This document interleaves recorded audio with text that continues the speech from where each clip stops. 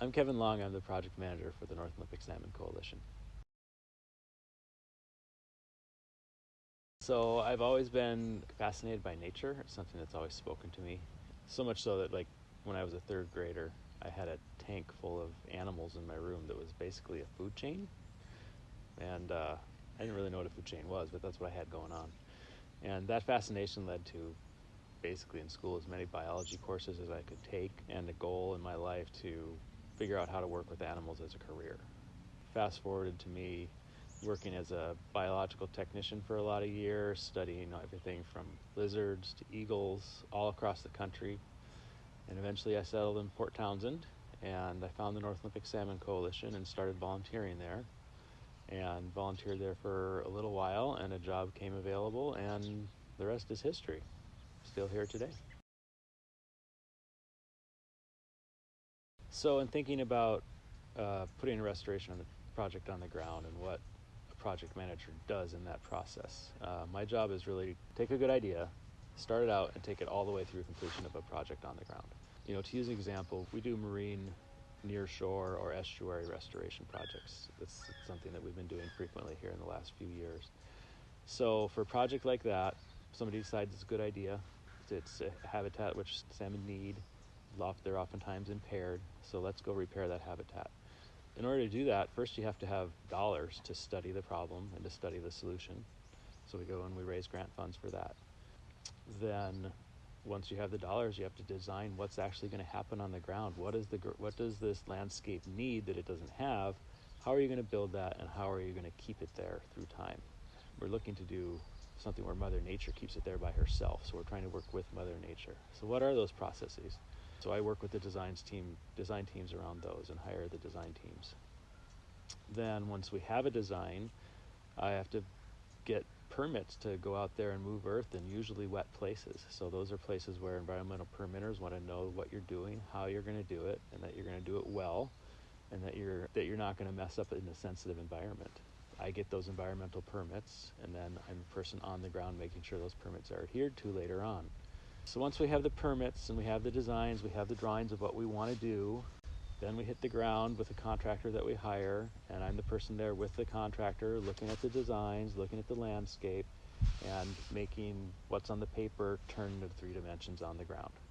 Working with the contractor to figure out the best way to do that in these sensitive environments.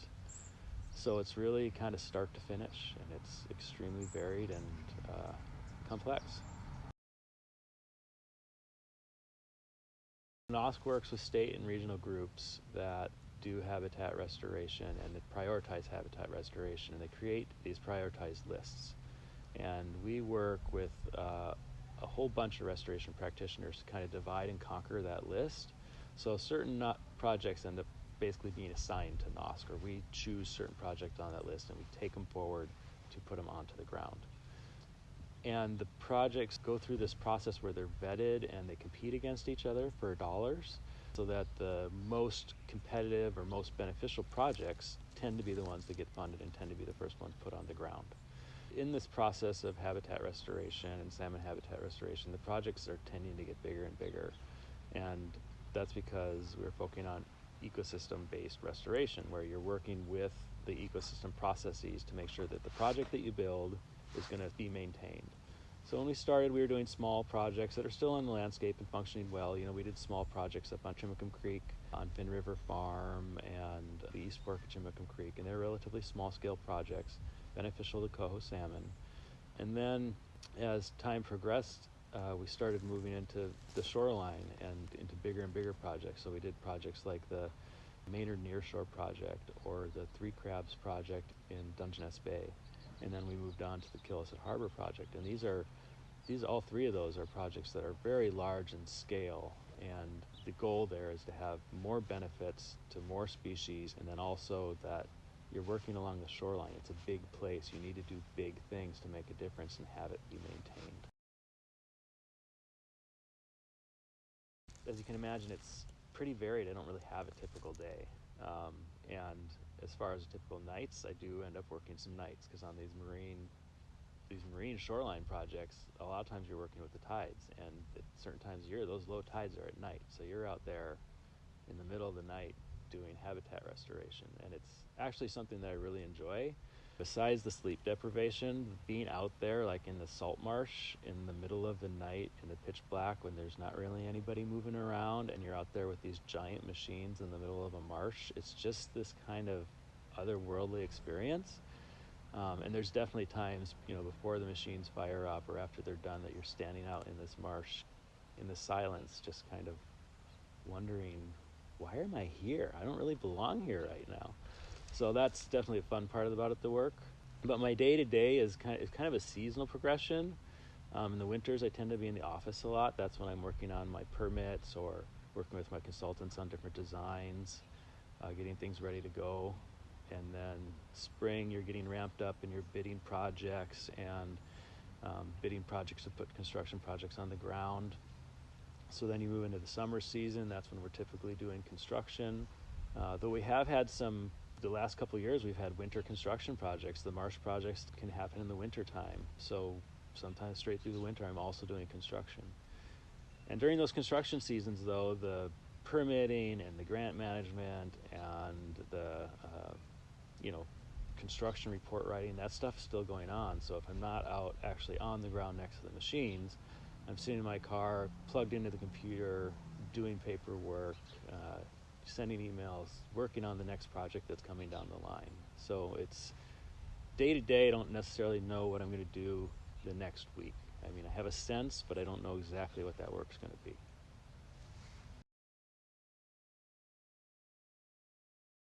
So what I like most about NOSC projects is, or what phase I enjoy the most, I guess, is the project implementation. That's when I get to be out on the ground and be in these environments that I so love. And it's also the time when years of planning, like for the Killisett Harbor project, we had almost 10 years of design and planning before we actually hit the ground. So it's the place where years of planning and thinking about things and looking at plan sets and looking at models and looking at everything in 2 dimensions. It's where you turn that into a 3-dimensional thing. And it's rewarding. It's also extremely challenging, because in that process, from 2-dimensional to 3-dimensional, is where the problems occur. It's where you find things you didn't expect to find, or things aren't working out the way you thought they were going to work out. So partially that's what makes the job interesting, is you're out there problem solving. And I've always heard that the most successful people are those who are good at plan B. And it's something I try to keep in my mind, because it never goes, plan A is the designs, and that's not usually exactly how it goes on the ground. So it's a fun thing to try to figure out and work with the contractor and just kind of, what are we going to do here? And that's an important part of my role. Asking me what project I'm most proud of is a little bit like asking a parent whose kid they're most proud of, or which kid they're most proud of. But a project that stands out for me is the work that took place on Chimacum Creek at Finn River Farm. At Finn River Farm South, it's the property away from the cidery where the blueberry farm is. And this was Elijah K. Christian's blueberry farm, and the Conservation District did some stream work there, put some woody debris in the stream, and then NOSC came in and did the planting. And it was one of my first jobs at NOSC, and I ran the volunteer crew that helped plant the trees there. I remember my dad and my grandma came out and helped plant trees. And for me, it's just really special because I still go back to that land, and I get to go there and walk along the stream and be in this forest that's now 15 to 20 years old, and see the changes that relatively small-scale project have wrought on the landscape. And I never leave there without just having this giant wow in my brain of what these projects can do on the landscape, even something relatively small scale. And then I get to go down to that creekside with the kids who have grown up on that property, and I've been part of their lives for most of their lives. And to watch the kids grow and change even faster than the forest is, it's a place of power for me to see that occurring. It's just, I guess, a place of wonderment.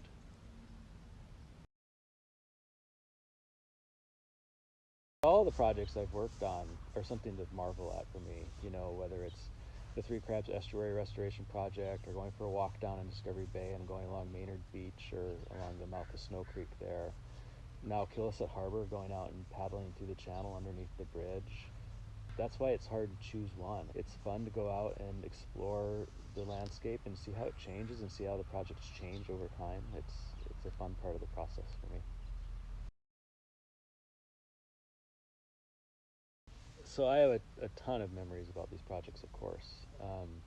But in reflecting on it, the thing that comes through for me is where neighbors or people that I don't even know just show a lot of interest or kindness, and partially I think that's because this work is really hard. There's a lot of challenges that take place, and all along the way you're met with challenges, and you're met with people who aren't pleased, or they want to have something a certain way, and that's an important part of the process, but it's a challenging part of the process. So when you get the kudos, that feels good.